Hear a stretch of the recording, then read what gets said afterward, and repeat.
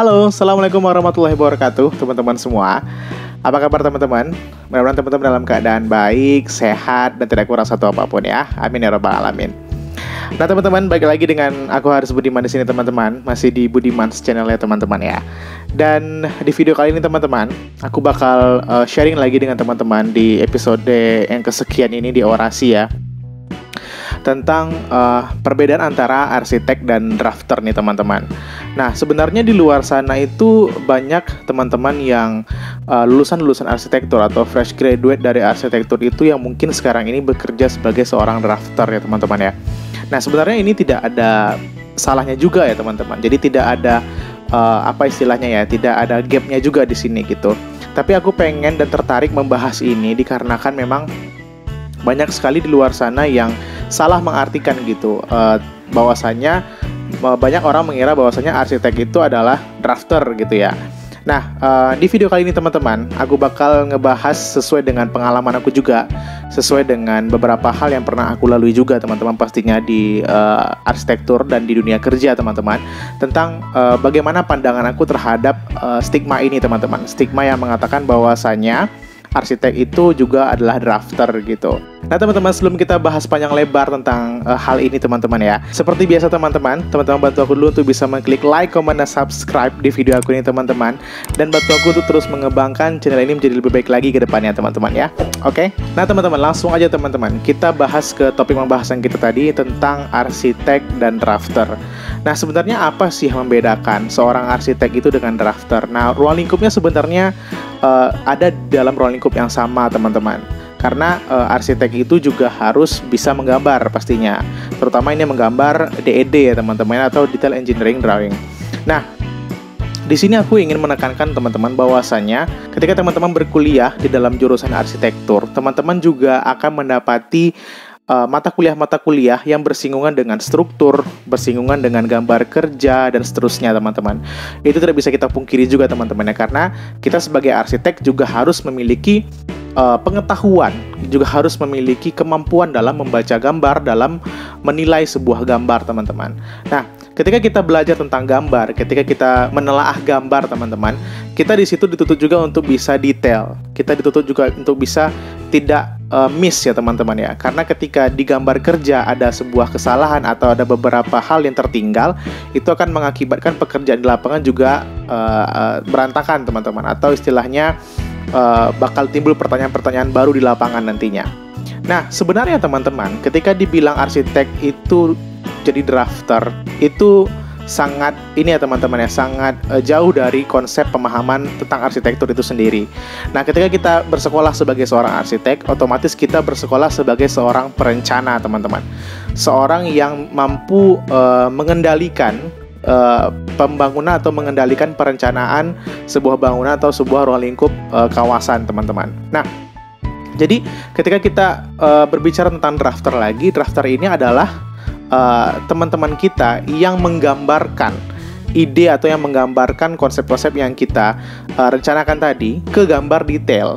Nah, sebenarnya ada keterkaitan di sini teman-teman. Ketika workflow-nya arsitek itu cukup sibuk ya teman-teman ya pastinya, dan juga cukup membuat si arsitek ini harus bertemu klien dan juga harus mengawas di lapangan. Nah, otomatis ada drafter yang membantu kerja arsitek sebagai penerjemah gambar yang diinginkan oleh si arsitek tersebut gitu teman-teman. Nah, jadi misalkan seperti ini teman-teman, aku berikan sebuah contoh.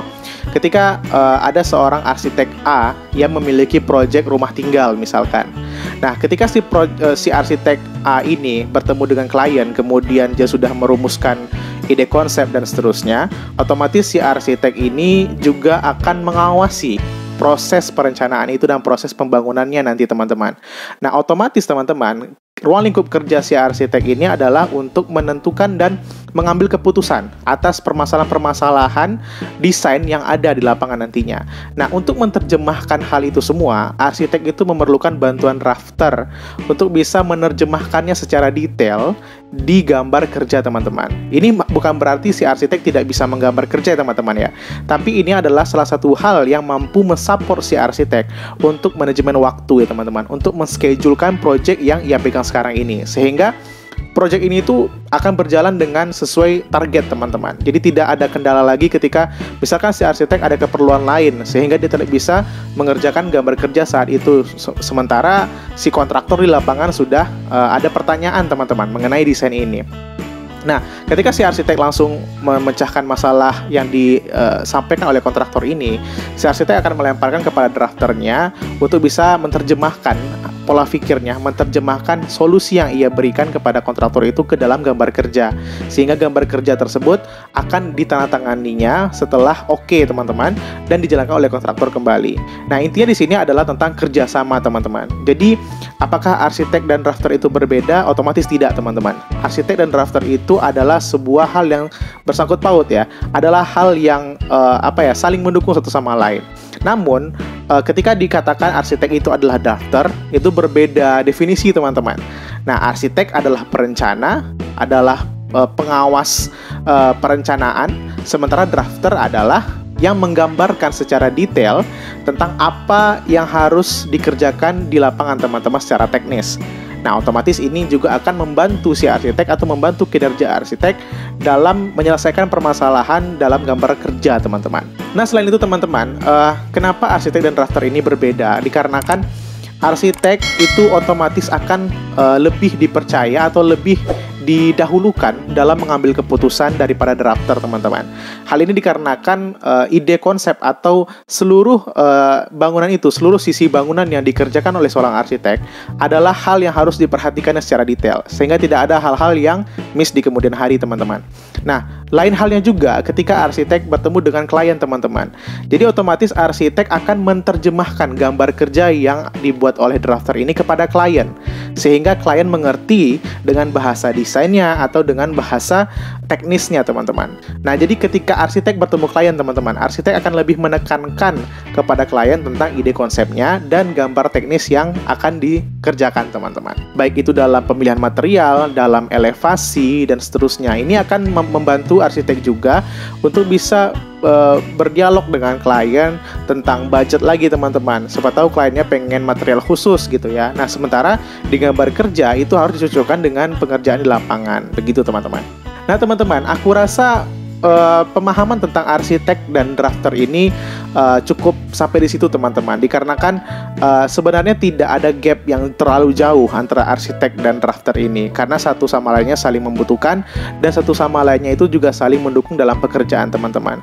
Namun tetap harus diperhatikan bahwasanya arsitek adalah orang pertama yang memegang perencanaan itu secara keseluruhan, teman-teman. Namun drafter adalah orang yang mensupport kinerja arsitek dalam mempersingkat waktu atau dalam mempercepat dalam penggambaran, sehingga workflow-nya juga bisa berjalan dengan lancar di lapangan bersama kontraktor. Oke, teman-teman, aku rasa itu aja dulu, teman-teman, sharing aku tentang arsitek dan drafter ini, teman-teman. Mudah-mudahan apa yang aku sampaikan ini bisa membawa manfaat untuk teman-teman di luar sana. Dan jangan lupa, teman-teman, klik like, comment, dan subscribe di video aku ini, teman-teman, dan bantu aku terus untuk bisa mengembangkan channel ini menjadi lebih baik lagi ke depannya, teman-teman, ya. Oke, teman-teman, thank you so much for watching, teman-teman. Keep positif, semangat kreatif. Assalamualaikum warahmatullahi wabarakatuh, dan sampai jumpa di video aku selanjutnya. Dah.